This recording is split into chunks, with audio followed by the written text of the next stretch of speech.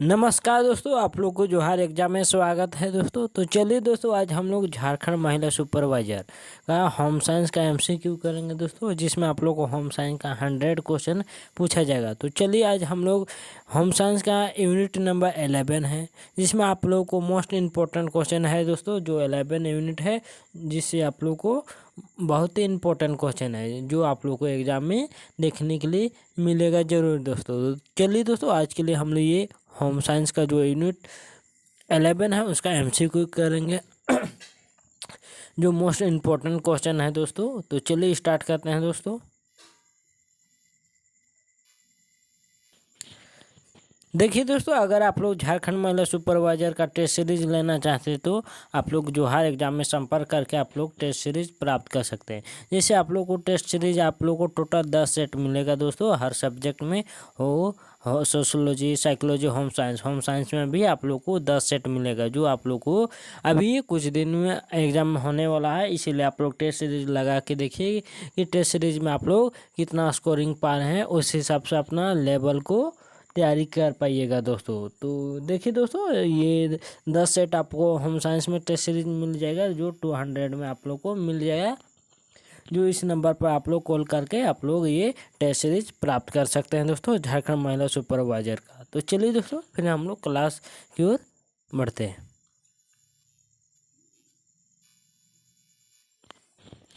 देखिए दोस्तों, first question में क्या है, तो इसमें देखिए कि फर्स्ट क्वेश्चन जो आप लोग को होम साइंस से जो 11 यूनिट से जो आप लोग को मोस्ट इम्पोर्टेंट क्वेश्चन है। तो चलिए दोस्तों, आज के लिए 30 क्वेश्चन है जो यूनिट 11 का है, जो मोस्ट इम्पोर्टेंट क्वेश्चन है दोस्तों, जो आप लोग को सिलेबस के अकॉर्डिंग है दोस्तों। तो चलिए एमसीक्यू स्टार्ट करते हैं दोस्तों।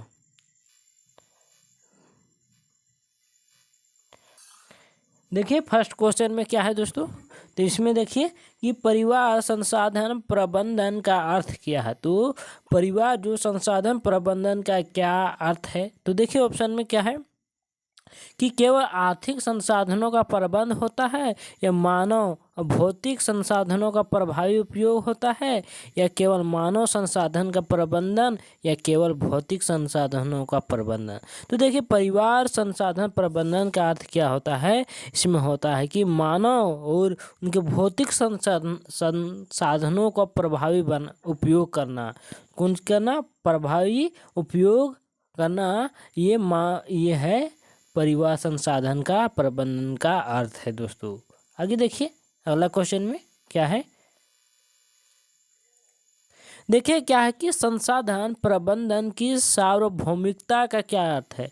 तो उसमें तो देखिए उसका अर्थ देखेंगे फर्स्ट का। अब इसमें संसाधन का प्रबंधन की सार्वभौमिकता का क्या अर्थ है, तो इसमें क्या है हो जाएगा, इसका राइट आंसर केवल विकसित देशों में प्रबंधन, केवल अविकसित देशों में प्रबंधन, क्या सभी देखिए सभी और सांस्कृतिक संस्कृतियों में प्रबंधन, केवल औद्योगिक समाजों में प्रबंधन। तो क्या है, देखिए इसका राइट आंसर क्या हो जाएगा कि संसाधन प्रबंधन की सार्वभौमिकता का क्या अर्थ है, तो इसका अर्थ है सभी समाजों और संस्कृतियों में प्रबंधन। आगे देखिए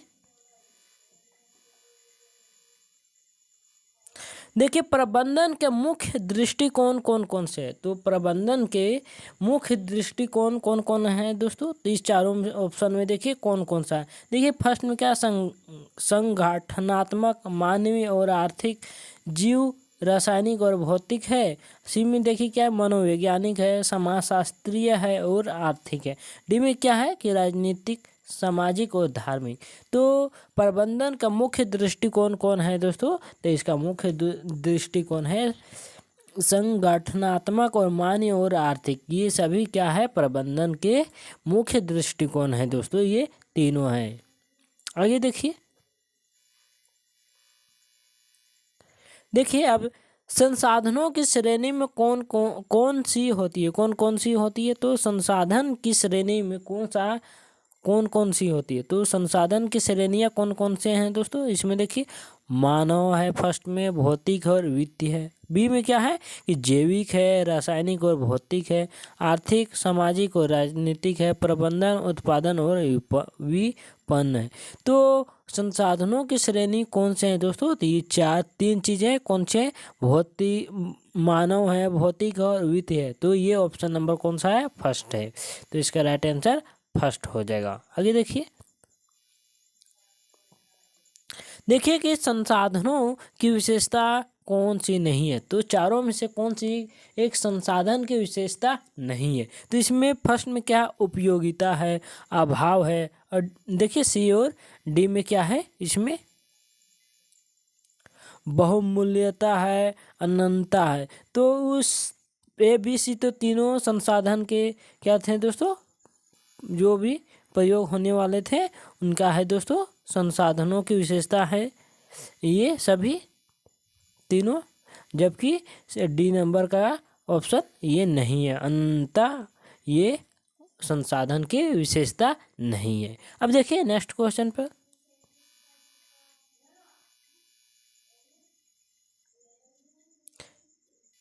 अब देखिए संसाधनों के उपयोग को प्रभावित करने वाले कारक कौन कौन से हैं? तो संसाधनों को जो भी प्रभावित करने वाले कारक कौन कौन से हैं? तो देखिए समय है, ऊर्जा और कौशल, धन, आयु और स्वास्थ्य, शिक्षा, संस्कार और वातावरण, उपरोक्त में सभी।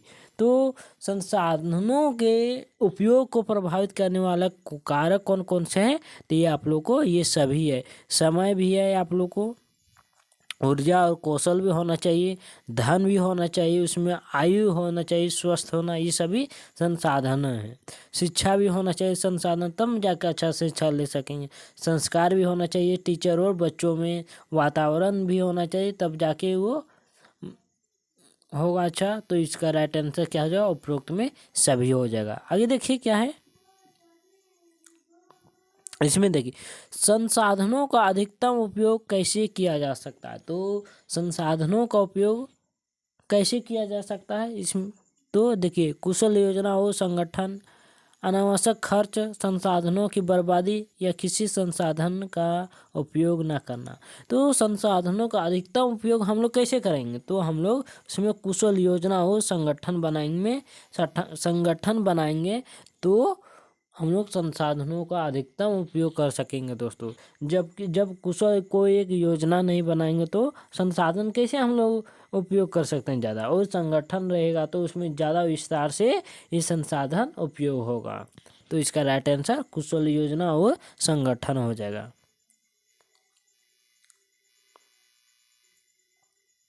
अब देखिए संसाधन संरक्षण का अर्थ क्या है? तो आप लोग को टॉपिक में पढ़ना है, संसाधन संरक्षण भी पढ़ना। तो संसाधन संरक्षण का क्या अर्थ है? संसाधनों का अप्रभावी उपयोग, संसाधन का न्यूनतम उपयोग, संसाधन का इष्टतम और सतत उपयोग, या केवल नवीन संसाधन का उपयोग। तो देखिए संसाधन संरक्षण का क्या अर्थ है? तो इसका अर्थ है दोस्तों संसाधनों का इष्टतम और सतत उपयोग। आगे देखिए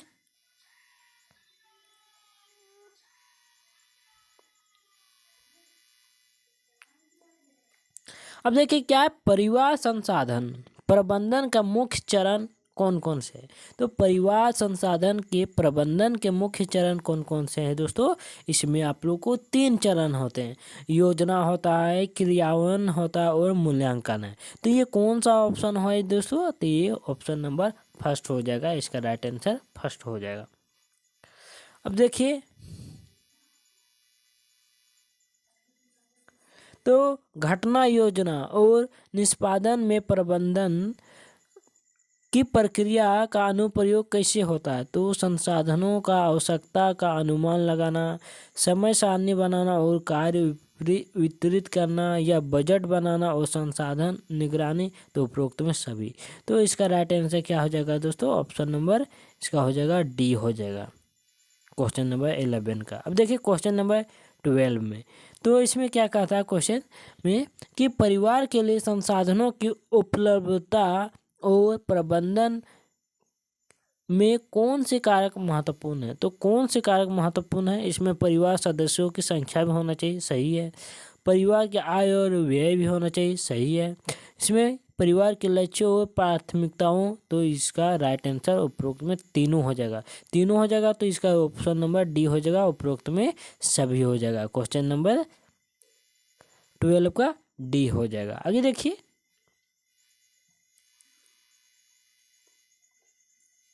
अब देखिए कुशल प्रबंधन के लिए कौन सा दृष्टिकोण सबसे उपयुक्त है। तो कुशल प्रबंधन के लिए कौन सा दृष्टिकोण सबसे उपयुक्त है दोस्तों। तो संगठनात्मक दृष्टिकोण, सामाजिक दृष्टिकोण, आर्थिक दृष्टिकोण या समग्र दृष्टिकोण। तो इसका राइट आंसर क्या हो जाएगा, इसका हो जाएगा समग्र दृष्टिकोण। अब आगे देखिए, संसाधनों का सही उपयोग सुनिश्चित करने के लिए किस प्रक्रिया का पालन करेंगे। तो संसाधनों को जो भी हम लोग उपयोग करेंगे तो उसका किस प्रकार के प्रक्रिया को हम लोग पालन करेंगे। केवल योजना बनाएंगे, केवल क्रियान्वयन करेंगे, केवल मूल्यांकन, या योजना, क्रियान्वयन और मूल्यांकन। तो इसका राइट आंसर क्या हो जाएगा, तो ऑप्शन नंबर डी हो जाएगा। योजना, क्रियान्वयन और मूल्यांकन, इस प्रक्रिया को हम लोग पालन करेंगे तब जाकर संसाधन में सही उपयोग सुनिश्चित होगा। तो इसका राइट आंसर क्या हो जाएगा, योजना, क्रियान्वयन और मूल्यांकन हो जाएगा। अब देखिए संसाधनों का वर्गीकरण क्यों महत्वपूर्ण होता है। तो संसाधनों को हम वर्गीकरण क्यों महत्वपूर्ण है दोस्तों, संसाधनों को क्यों हम लोग बांटेंगे, तो इसके लिए क्या महत्वपूर्ण है। तो देखिए उपयोग में आसानी के लिए, बजट बनाने के लिए, संसाधनों की बर्बादी को रोकने के लिए, उपरोक्त में सभी। सही में दोस्तों कि संसाधनों को वर्गीकरण करेंगे तब जाके हम लोग को उपयोग में आसानी होगा। उसमें बजट बनाने के लिए, उसमें संसाधनों की बर्बादी रोकने के लिए। तो इसका राइट आंसर उपरोक्त में सभी हो जाएगा, ऑप्शन नंबर डी हो जाएगा।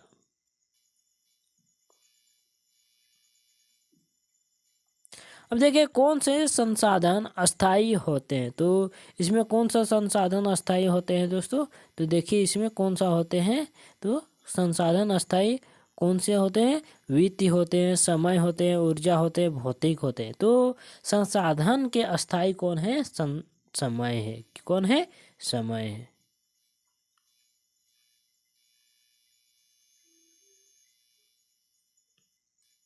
अब देखिए क्या है कि निम्नलिखित में कौन सा संसाधन भौतिक नहीं है। इस चारों में से कौन सा संसाधन एक भौतिक नहीं। देखिए समय है, समय तो नहीं है। उपकरण, सामग्री, भवन, ये संसाधन के भौतिक हैं, जबकि समय नहीं है संसाधन।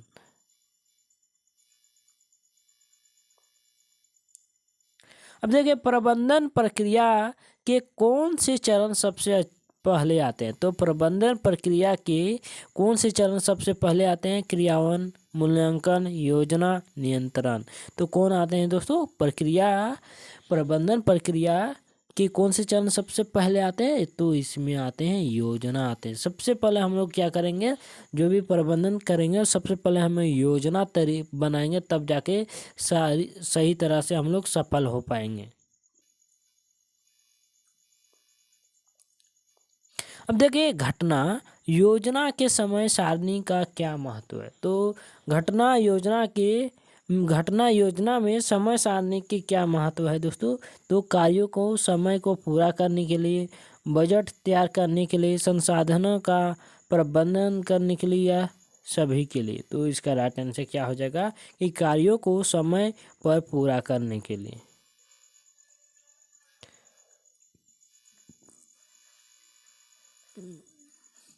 अब देखिए 20 नंबर क्वेश्चन में क्या है कि संसाधन संरक्षण के लिए सबसे प्रभावी तरीका क्या है। तो संसाधन के संरक्षण के लिए हम लोग कौन सा सबसे प्रभावी तरीका करेंगे दोस्तों। तो संसाधनों की बर्बादी, संसाधनों को पुनः उपयोग और पुनः चक्रण, या नई तकनीकी अपनाना, या अधिक संसाधन निर्माण करना। तो क्या हो जाएगा इसका राइट आंसर, तो संसाधन का पुनः उपयोग और पुनः चक्रण हो जाएगा।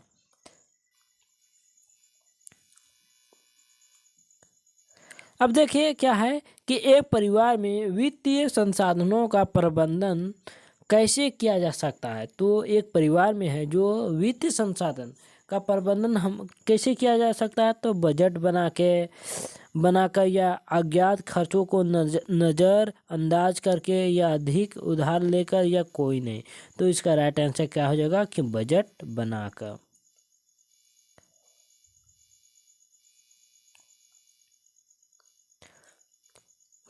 संसाधनों का इष्टतम उपयोग सुनिश्चित करने के लिए प्रबंधन प्रक्रिया में किस चरण का महत्व होता है? तो किस चरण का महत्व होता है? योजना होता है, क्रियान्वयन होता है, मूल्यांकन होता है, सभी के लिए। तो इसका राइट आंसर क्या हो जाएगा? सभी होता है दोस्तों। जो संसाधन का इष्टतम उपयोग सुनिश्चित करने के लिए हम लोग ये तीनों करते हैं, योजना भी, क्रियान्वयन भी और मूल्यांकन भी। तो इसका right answer option number D हो जाएगा। आगे देखिए,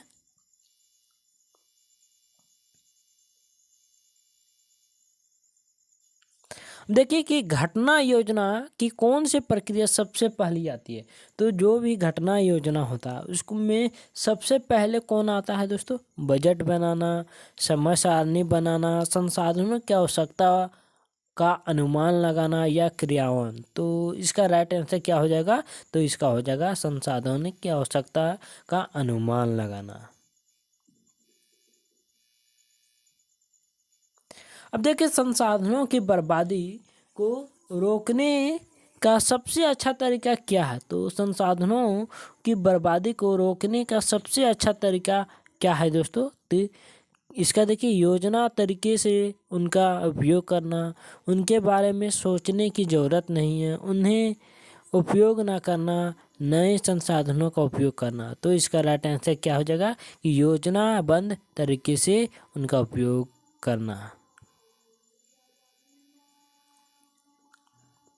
अब देखिए क्या है कि किस संसाधन का सही उपयोग करने के लिए परिवार की आय बढ़ सकती है? तो हम लोग कौन सा ऐसा संसाधन का उपयोग करेंगे जो परिवार की आय बढ़ेगा दोस्तों? तो समय, ऊर्जा या वित्तीय उपकरण। तो क्या दोस्तों, क्या हम लोग उपयोग करेंगे? जो आय की होगा वित्तीय हो जाएगा। क्या हो जाएगा? वित्तीय हो जाएगा। इसका राइट आंसर क्या हो जाएगा? वित्तीय हो जाएगा। आगे देखिए, इसका वित्त हो जाएगा 25 नंबर क्वेश्चन में। अब देखिए, संसाधनों का पुनः चक्रण क्या है? तो संसाधन का जो भी पुनः चक्रण होता है तो वो क्या है? तो नए संसाधनों का निर्माण, पुराने संसाधनों का पुनः उपयोग, या संसाधनों को फेंक देना, या संसाधन की बर्बादी। तो इसका राइट आंसर क्या हो जाएगा दोस्तों? कि संसाधनों का पुनः उपयोग।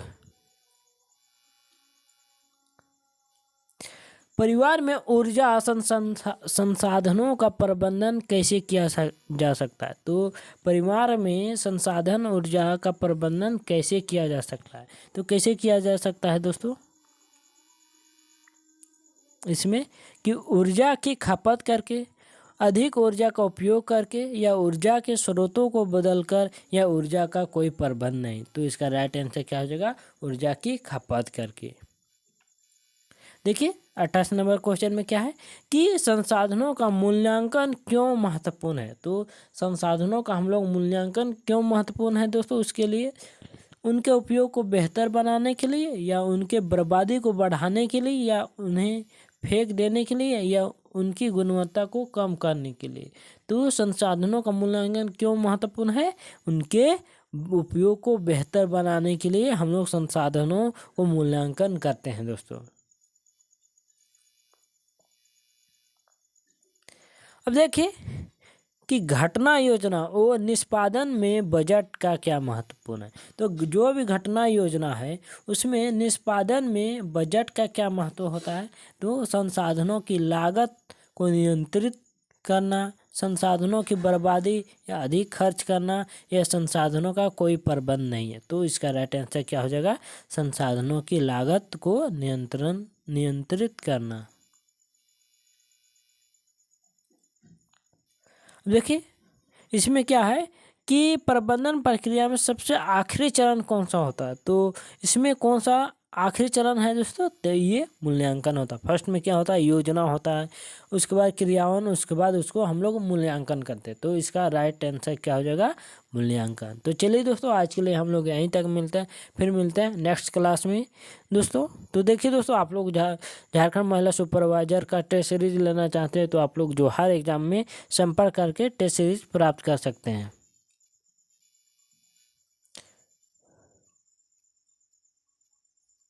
देखिए, आप लोग को जोहार एग्जाम में टेस्ट सीरीज मिल जाएगा दोस्तों, जो आप लोग को होम साइंस का मिल जाएगा, जिसमें आप लोग को टोटल 10 सेट मिलेगा, जो 200 में मिल जाएगा दोस्तों। इस टाइम आप लोग अपना मॉक टेस्ट लगा के देखिए कि होम साइंस में आप लोग को कितना स्कोरिंग हो पा रहा है दोस्तों, क्योंकि अभी भी टाइम है, क्योंकि आप लोग को जुलाई में तो एग्ज़ाम नहीं हुआ है, आप लोग को अगस्त में होने जा रहा है। इसीलिए आप लोग अभी से टेस्ट लगाइए, अभी टाइम मिला है।